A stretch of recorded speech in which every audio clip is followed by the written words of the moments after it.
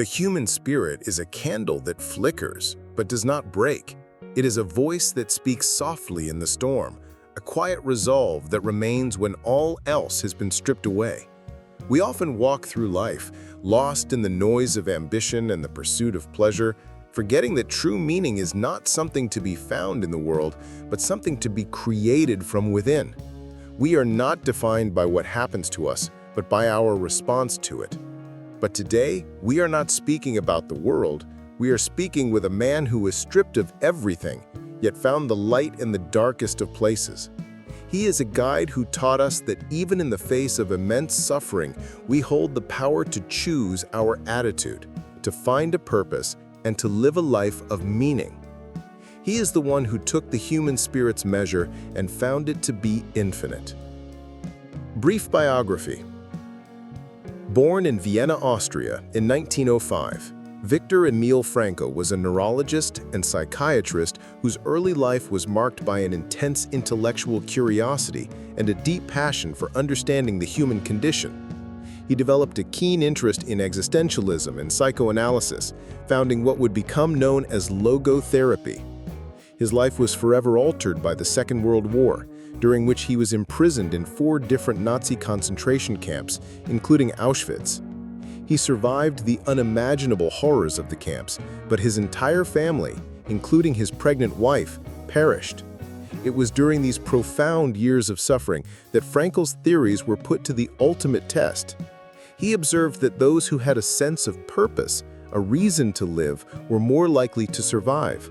He saw that the will to meaning was the most powerful human motivator. After his liberation in 1945, he wrote his seminal work in just 9 days, a testament to the urgency and clarity of his message. His experience and subsequent writings cemented his legacy as a beacon of hope and resilience. Now, welcome to a dialogue that transcends time. Our conversation today is centered on a single, powerful idea: that even in the most despairing of circumstances, life can have meaning. We're joined by the man who gave this idea a name and a voice. Our discussion will explore his masterpiece, Man's Search for Meaning, a book that combines his personal account of survival with the foundational principles of his school of thought, Logotherapy. This work is not merely a historical document, it is a timeless guide to finding purpose in our own lives, a message that is more vital than ever in a world often feeling adrift. Dr. Frankl, thank you for joining us. Your journey is, of course, inseparable from your work. Could you begin by explaining the core difference between your approach, logotherapy, and other schools of psychoanalysis? The fundamental difference is that logotherapy is not concerned with the pursuit of pleasure, as Freud's psychoanalysis was, nor the will to power, as in Adler's individual psychology. Instead, it is centered on the will to meaning. We believe that the primary motivational force in humans is a striving to find a meaning in one's life. This search is what drives us. So, a person's life is not driven by the past, but by a future purpose? Precisely. I have often said, he who has a why to live can bear almost any how. It is about a pull from the future, not a push from the past. When a person finds that why, they gain the strength to endure immense suffering. In Man's Search for Meaning, you described your observations in the concentration camps. You wrote about the psychological phases a prisoner went through.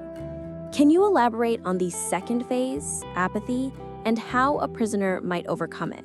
Apathy was a necessary protective shell, a kind of emotional death to survive the physical death all around. To overcome it required a fundamental shift in perspective. Instead of asking, "What can I expect from life?" a person must begin to ask, "What does life expect from me?" This is the core of our responsibility. What kind of meaning could a prisoner possibly find in such a place? We found that meaning could be found in 3 ways: by creating a work or doing a deed, by experiencing something or encountering someone, and most importantly, by the attitude we take toward unavoidable suffering. The third way is the most profound, for it is in the face of despair that we exercise our ultimate freedom to choose our response. You speak of unavoidable suffering. This is a difficult concept for many today. Indeed, but suffering ceases to be suffering at the moment it finds a meaning. We cannot avoid suffering, but we can choose how we respond to it. That is the final human freedom.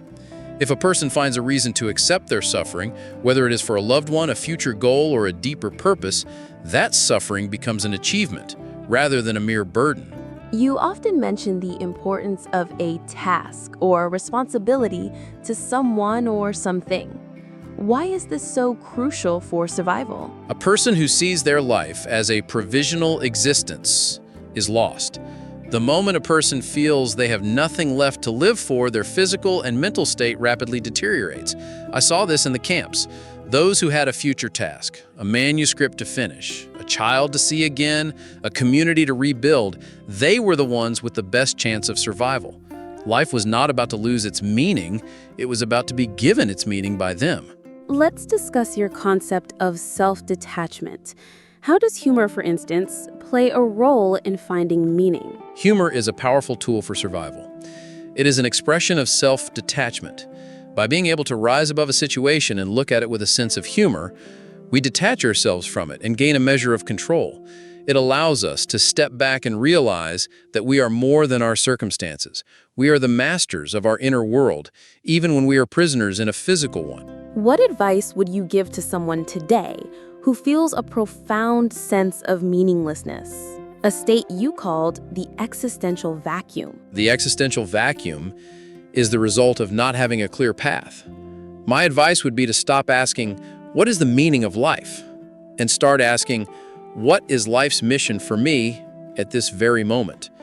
Your mission is not to be found in grand abstract ideas, but in the small, concrete tasks of your daily life.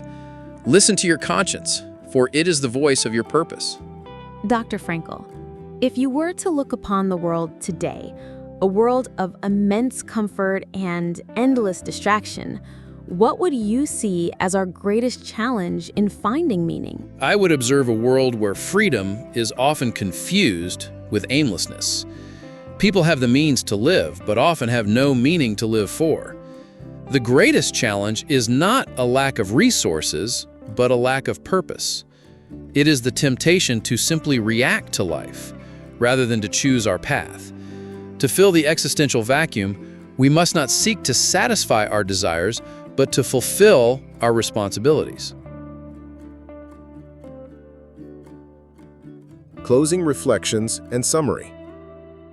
The story of Viktor Frankl is a powerful reminder that our ultimate freedom is not the freedom from suffering, but the freedom to choose our response to it.